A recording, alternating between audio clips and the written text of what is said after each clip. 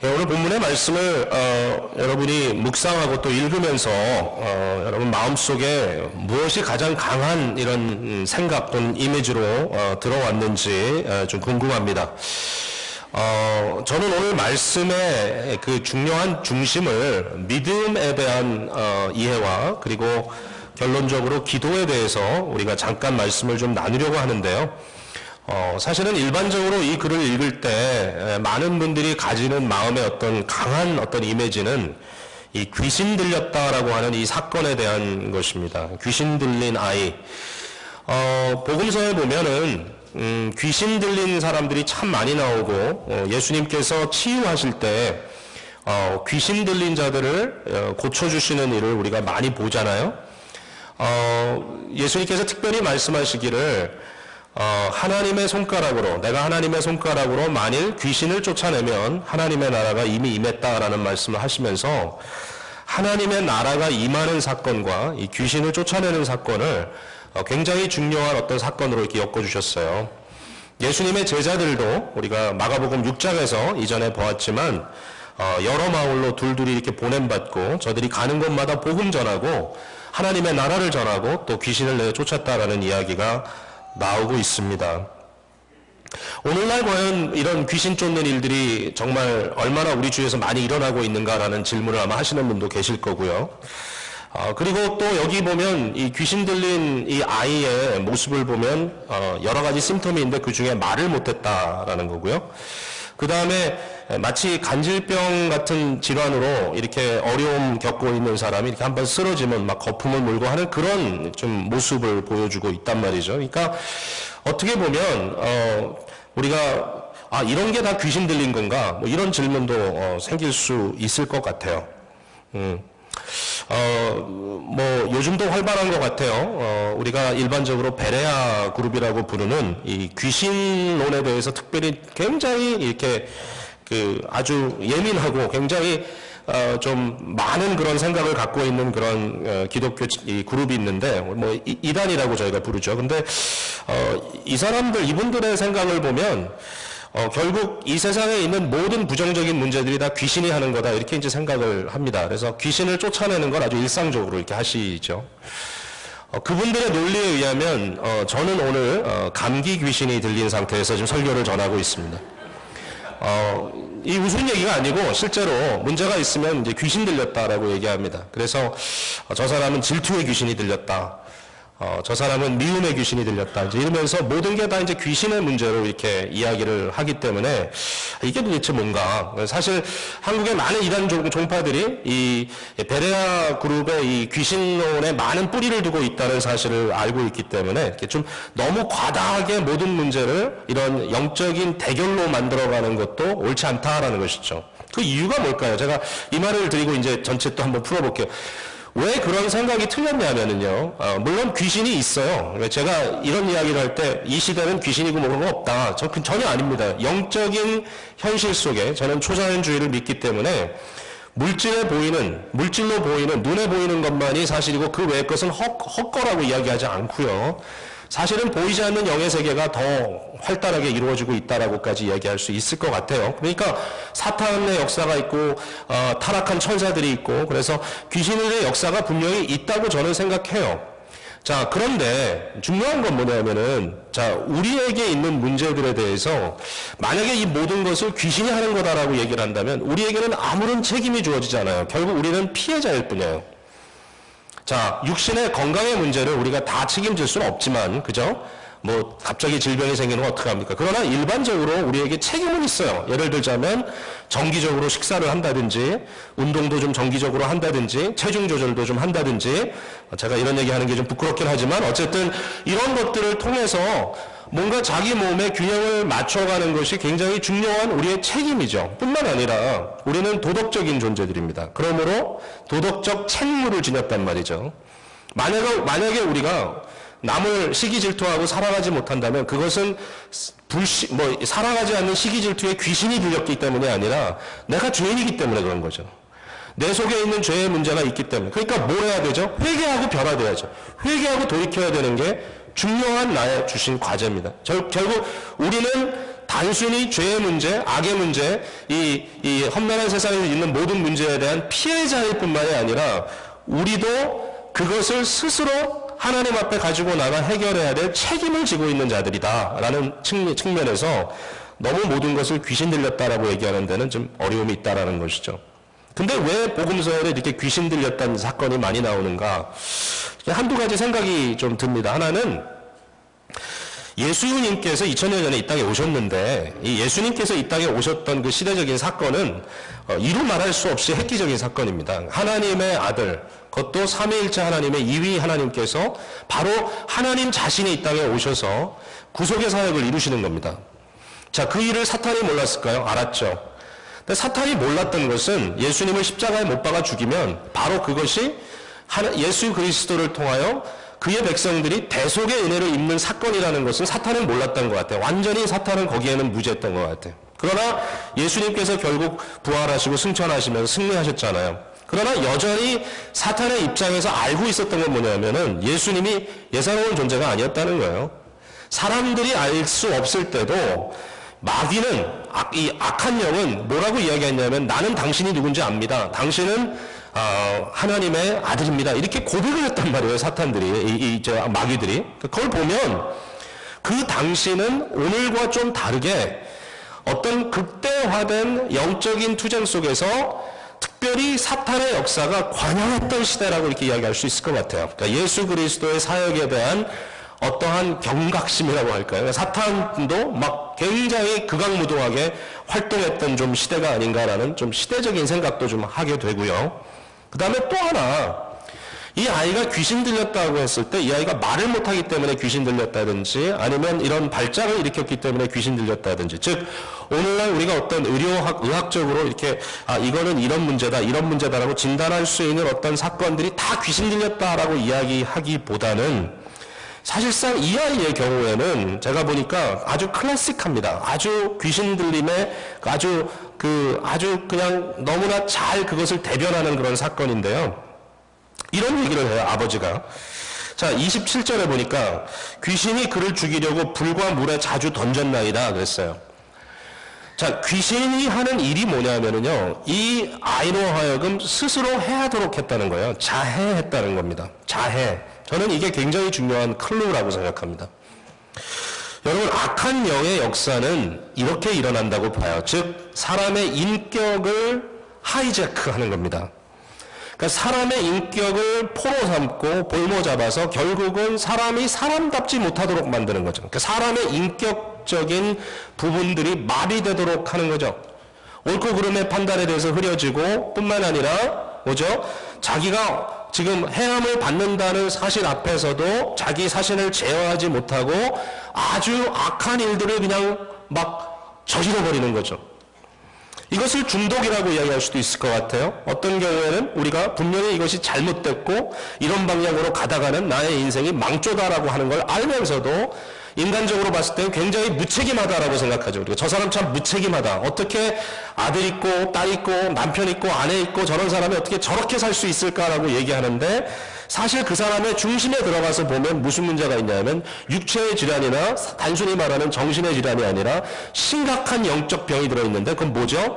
자기 스스로를 해하고 있는 이런 심각한 영적인 문제, 즉 자기도 자기를 제어하지 못하는 완전히 인격이 파괴되어 버려지는 그러한 모습을 지닌다고 하는 거죠.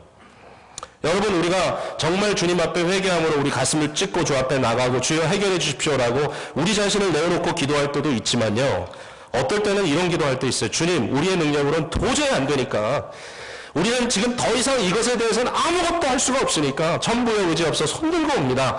주나를 박대하시면 나 어디 갑니까? 주님, 나 좀 살려주십시오라고 이렇게 우리 자신의 문제를 온전히 주님께 100% 이것은 내가 할 수 없는 일로 해결받으려고 나갈 때가 있잖아요. 특별히 우리의 삶 속에서 이제 이러한 일들이 곳곳에서 일어나고 있다는 것을 보게 되면서 이 본문의 내용이 그리 먼 내용은 아니다. 우리 모두가 좀 생각해 봐야 될 내용이다라는 그런 생각을 해봅니다. 자, 그런 이제 기본적인 배경을 갖고요. 자, 어떤 문제가 본문에서 이슈가 되느냐는 거죠. 예수님께서 변화산에 올라갔죠. 3명의 제자를 데리고 왔습니다. 베드로, 야고보, 요한. 그러니까 나머지 9명의 제자가 집에 남아 있었던 거죠. 그 머물고 있던 지역에.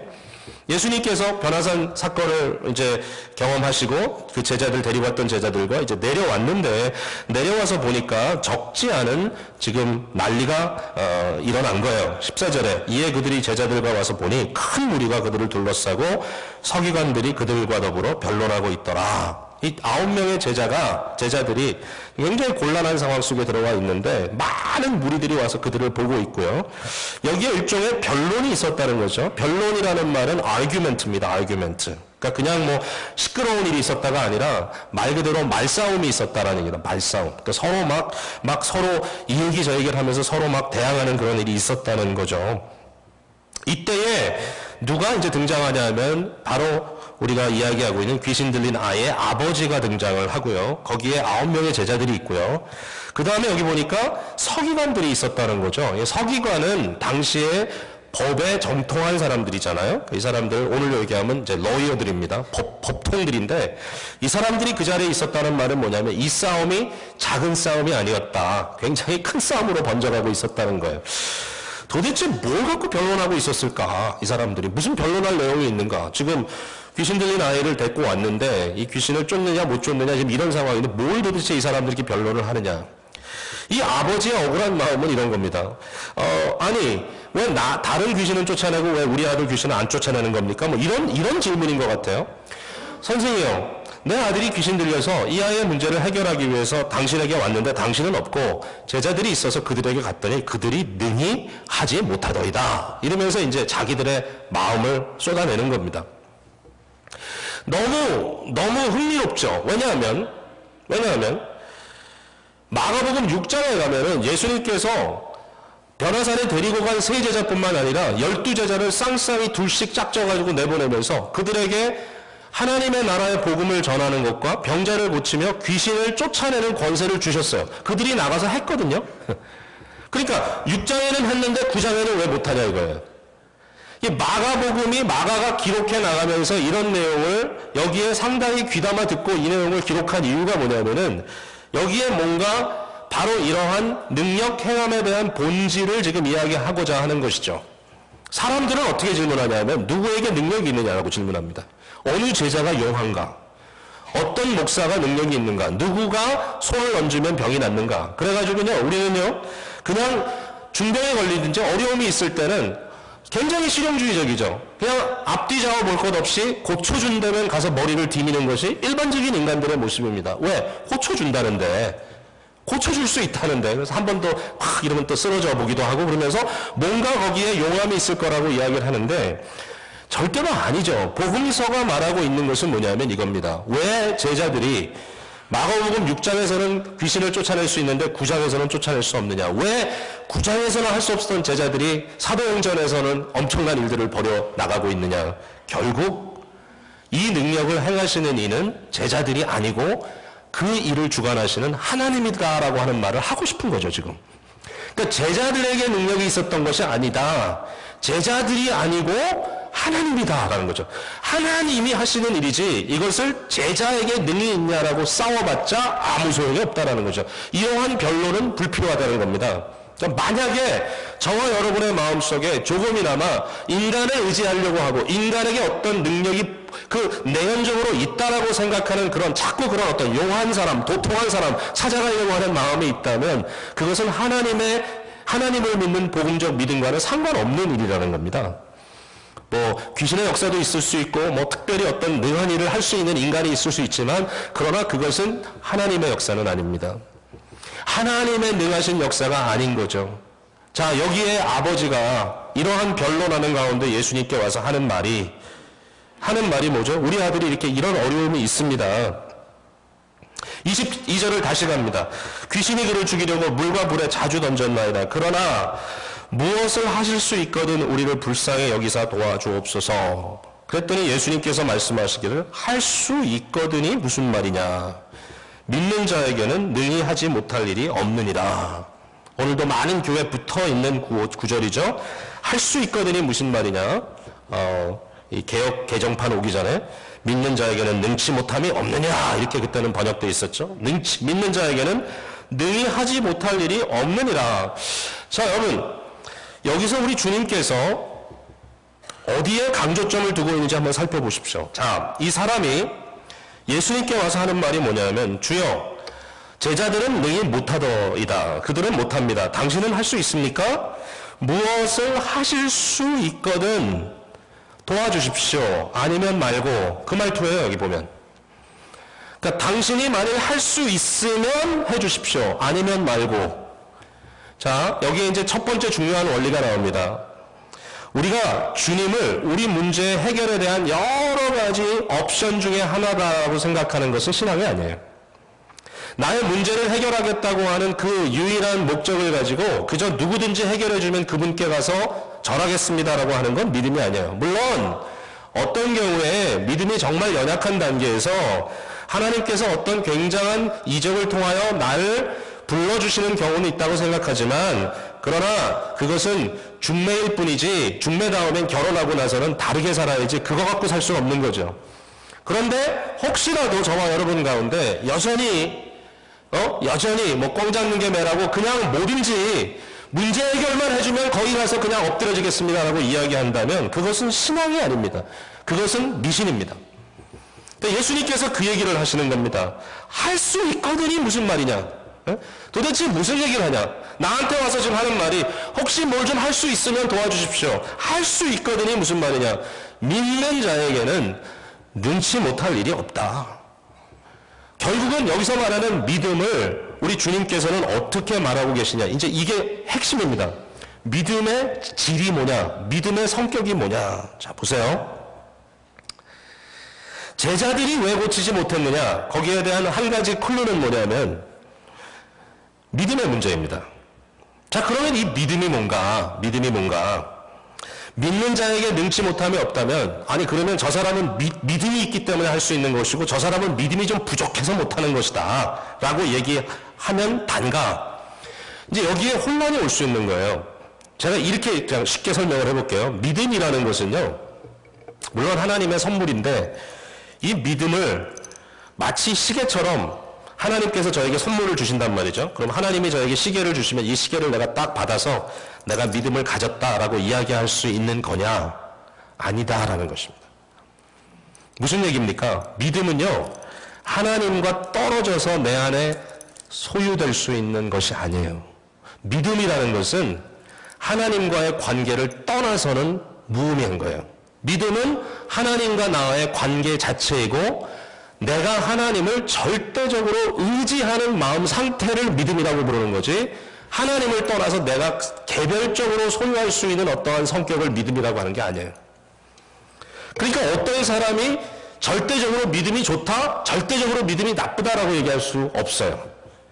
결국 그 사람이 어떻게 주님을 전적으로 의지하느냐, 의지하지 않느냐에 달려있는 거예요. 믿음이라는 것은 하나님에 대한 절대적인 의지하는 상태인 것이지, 그것도 우리의 마음의 상태이기 때문에 하나님께서 성령으로 우리 가운데 일으켜주시는 역사라고 믿는 것이죠.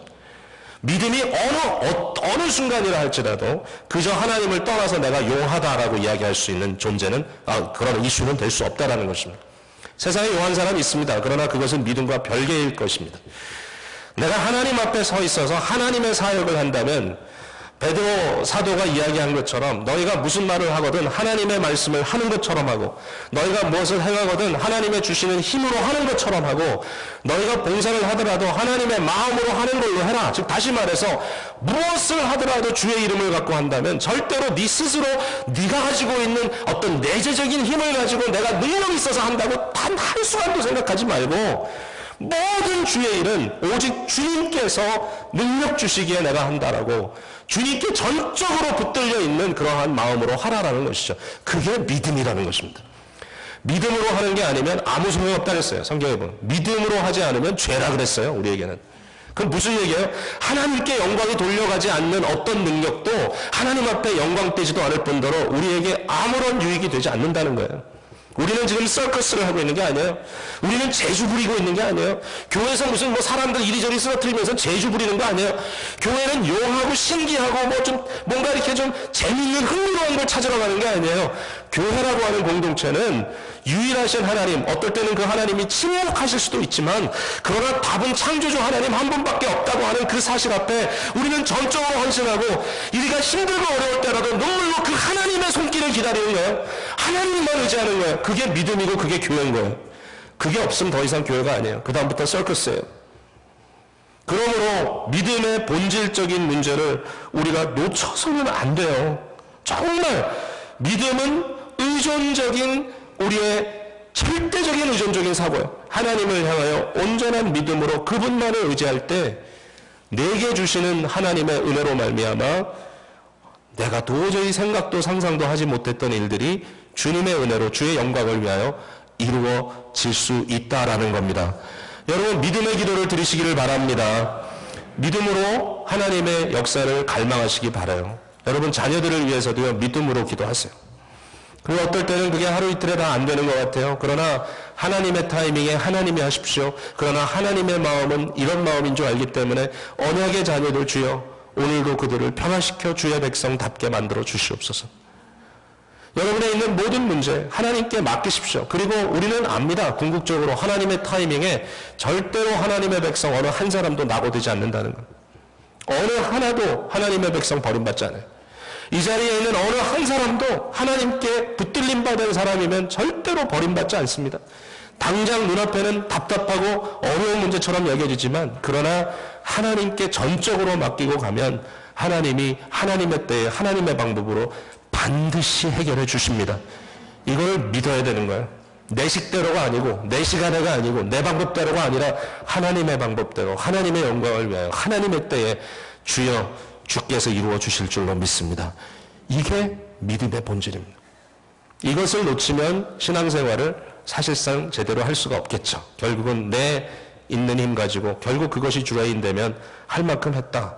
내가 이만큼 참았다. 뭐 이 정도 이야기가 되지 않겠습니까? 그러나 순간순간 오직 믿음으로 하나님만 전적으로 의지할 때 우리 안에 믿음의 역사가 아름답게 열매 맺을 줄로 믿습니다. 마지막 한 가지만 더 얘기할게요. 믿음과 기도의 관계입니다. 이 사건이 종결된 이후에 예수님께서 제자들과 함께 그들이 머물고 있는 집으로 갔는데 바로 그 9명의 제자들이 조용히 예수님께 왔습니다. 기가 많이 죽었습니다. 우리는 어찌하여 능히 그 귀신을 쫓아내지 못하였나이까? 왜 우리는 할 수 없었습니까? 거기에 예수님께서 말씀하시기를 이르시되 기도 외에 다른 것으로는 이런 종류가 나갈 수 없느니라. 저는요, 이 말씀의 어떤 전체적인 흐름 속에서 여기서 주님은 믿음이라는 것과 기도라는 것을 절대적으로 연결시켜 주신다고 생각합니다. 우리의 믿음, 우리의 의존적 믿음, 오직 하나님만 절대적으로 의지하고 모든 것이 주님께서 하는 것으로 믿고 살아가는 우리의 삶의 가장 구체적인 표현이 뭐냐면 기도라는 것입니다. 여러분 기도합니까? 기도하지 않습니까? 뭐 이런 질문 자체가 굉장히 행위적으로 들릴 때가 있습니다. 행위는 행위죠. 기도는 그냥 아무것도 안 하면서 기도한다고 할 수는 없으니까요. 그러나 기도는 본질적인 이슈라고 생각하고 싶습니다. 기도는 본질입니다. 기도는 액세서리가 아닙니다. 기도는 본질, 즉 믿음에 있어서 기도라고 하는 것은 내가 그냥 준비해서 멋있게 한번 기도하는 것이 아니라 나의 삶의 방법이라고 말할 수 있습니다. 믿음으로 살아가는 방법의 가장 구체적인 것이 뭘까요? 라고 하면 기도라고 말할 수 있습니다. 기도는 어린아이가 아버지께 모든 것이 필요하다고 의존적으로 가서 부탁하는 것이 기도라고 말합니다. 예수님께서 말씀하시기를 너희가 악하지만, 즉 너희가 온전하지 않지만 너희 자녀들에게 좋은 것을 줄 알거든 하물며 하늘 아버지께서 구하는 자에게 성령을 선물로 주시지 않겠느냐 그랬어요. 여기서 말하는 성령은 하나님의 영이죠. 물론 하나님의 성령, 하나님 자신이죠. 하나님의 마음, 하나님의 어루만지심, 하나님의 임재, 하나님 자신이 직접 와서 역사하실, 우리가 구하는 것의 모든 이 내용의 사실 이 모든 것을 하나로 묶으면 우리가 구하는 것은 하나님의 성령입니다. 주의 성령의 역사가 우리 가운데 역사하기를 기대하는 건데 우리 주님께서 약속하시기를 하늘 아버지께서 그에게 전적으로 간구하는 자에게 성령을 주시지 않겠느냐. 하나님이 너희에게 쇼업하지 않겠냐. 하나님이 너를 만나지 않겠냐. 하나님이 너를 위로하지 않겠는가? 하나님이 너에게 문제 해결을 주지 않겠는가? 하나님이 하신다는 거죠. 이게 기도란 말이죠. 자, 그러면 우리가 기도를 왜 잘 못하느냐? 이제 이게 질문이죠. 제가 이렇게 개별적으로 사람들 만나서 물어볼 때 만약에 제가 그분에게 기도 생활은 잘하고 계십니까? 물어보면 대부분 그걸 공격으로 받아요. 왜? 어느 누구도 잘한다고 생각하지 않아요. 그건 실제가 그래요. 자, 여기서 말하는 기도는 어떤 종교 행위로서의 기도가 아니라 우리의 마음의 실제적인, 실존적인 상태로서의 기도를 의미한다고 했을 때 예수님께서 우리에게 가르쳐 주신 기도는 주문 외우듯이 하는 기도가 아닙니다. 예수님은 우리에게 너 기도 몇 분 해? 라고 질문하지 않습니다. 아닌 것 같아요. 예수님이 중언부언하지 말라. 길게 하면 하나님께서 들어주실 줄로 안다. 아니다. 주님께서 우리에게 가르쳐 주신 기도는 에센셜한 기도였습니다. 아주 간결합니다. 그러나 그것보다 중요한 것은 뭐냐면 너희가 기도할 때 사람들 앞에 보이려고 종교행위 하지 마라. 종교행위로서의 기도는 어떨 때는 공동체적인 차원에서는 우리가 필요하겠지만 누군가 기도를 해야 되고 누군가 우리들 중에 누군가 해야 되겠지만 그러나 그게 너의 기도의 본질이라면 그건 아니다. 종교의 행위로 기도하지 마라. 만일 네가 기도하는 그 순간이 온다면 이렇게 기도해라. 골방에 들어가서 문을 잠그고 아무도 보지 않는 곳에서 너 혼자 은밀한 곳에서 너를 들으시고 너의 형편을 살피시는 아버지께 기도해라. 자, 우리에게 이 이슈가 남의 얘기가 아니라 주님의 이야기고 이것이 예수님이 가지고 있는 기도에 대한 가장 확실한 가르침이라면 오늘 한번 생각해 봐야 되는 거죠. 과연 우리에게 골방 기도가 있느냐? 과연 우리에게 하나님만 1대1로 만나는 기도의 시간들이 있느냐? 가끔이 아니죠. 이게 본질이라면, 즉 뭐죠? 내가 내 자신이 하나님이라고 하는 절대적인 존재 앞에 서서 사람들의 눈이 아니고 종교적인 행위에 따라서도 아니고 어떠한 순서에 따라서도 아니고 내가 의지적으로 하나님 아버지께 나아가서 내가 그분이 계신 것과 그를 찾는 자에게 상 주시는 이심을 믿는 믿음으로 오직 하나님과의 관계를 떠나서는 내가 아무것도 할 수 없다라고 하는 이 사실 때문에 그에게 가서 오직 그분에게만 머리 숙이고 주여 내가 여기 있습니다. 아버지 나를 불쌍히 여기셔서라고 그분에게만 외치는 기도가 우리에게 있느냐? 근데 이상해요. 이게 많이 없어요. 이상하다는 표현은 뭐냐면 왜 오늘날 교회 생활, 신앙 생활 많이 하는데 교회 와서 뭐 그냥 아우성 치면서 기도하는 것도 참 많이 하고 좀 기도에 열심을 내자 그런 기도 모임부터 열고 해야죠. 공동체적인 기도 해야죠. 우리가 모여서 기도해야 되죠. 그러나 너무나 안타까운 현실은 정말로 오늘 이 시대를 살아가는 사람들에게 하나님과 1대1의 solitude, 그분과의 1대1의 데이팅하는 시간이 우리 삶 속에 정말 얼마나 들어와 있느냐라고 물어봤을 때 그 영역이 너무 없는 거예요. 너무 없는 거예요. 저도 고민을 많이 하게 돼요. 이런 부분에 대해서. 정말 시간을 내야 돼요. 정말 아무도 없을 때 이 자리를 찾아와야 돼요. 아무도 없을 때 방에서 하나님 앞에서 내 마음을 드려야 되고 혹시라도 주의가 산만하면 책을 꺼내서라도 노트북에다가 하나님과의 1대1의 대화를 써야 돼요. 정말 그 순간 하나님을 생각하지 않으면 너무 어려워. 왜 이렇게 됐을까? 왜 내 손에서는 떠나가지 않는 전능하신 스마트폰이 있는가? 전능하신 하나님을 찾기보다 아침에 일어나면 이거 먼저 보고 뉴스부터 보고 어쩔 수 없어. 항상 귀에 꽂고 듣고 다니고 떠나지 아니하는 이런 것들 그게 나쁜가요? 좋지요. 얼마나 좋아요. 여러분 요새는요 누구 찾는데 대답 안 하면 그거는 여러분 안 찾으려고 하는 거지 못 찾아지는 게 아니에요. 시대가 시대니까 물론 뭐 잊어버릴 수 있고 잠시 놓고 올 수 있으니까 뭐 너무 또 마음에 이렇게 원한을 갖지 맙시다만은 그러나 일반적으로 이제는 뭐 너무 우리가 액세서블한 시대에 살고 있잖아요. 그러니까 이게 너무 옆에 있는 거예요. 예? 뭐 비즈니스 하는 분 찾아가 보면 100%다 거의 다 이제는 다 인터넷 통해 가지고 뉴스 뭐 연예 프로그램 드라마 그냥 시도 때도 없이 항상 틀어놓으면 나오고 막 실시간으로 다 나오고 이제 이런 시대에 우리가 살고 있기 때문에 사실상 이 미디어 중독이라고 하는 것도 중독 중에 중독인 거죠. 어쨌든 그러한 상황 속에서 정말 뭐 심지어는 그런 것이 없었던 시대라 할지라도 솔직히 우리가 정말 하나님 앞에 나 홀로 주님 앞에 서서 주의 이름을 부르고 주를 찾는 기도의 순간들을 어떻게 우리의 삶 속에서 경험하고 있는가. 솔직히 어떤 분들이 이렇게 얘기하더라고요. 목사님, 제가 그거 한번 해보려고 했는데요. 빈 벽 앞에서 그냥 혼자서 소리 내는 것 같이 느껴지더라고요. 그 솔직한 고백이에요. 왜?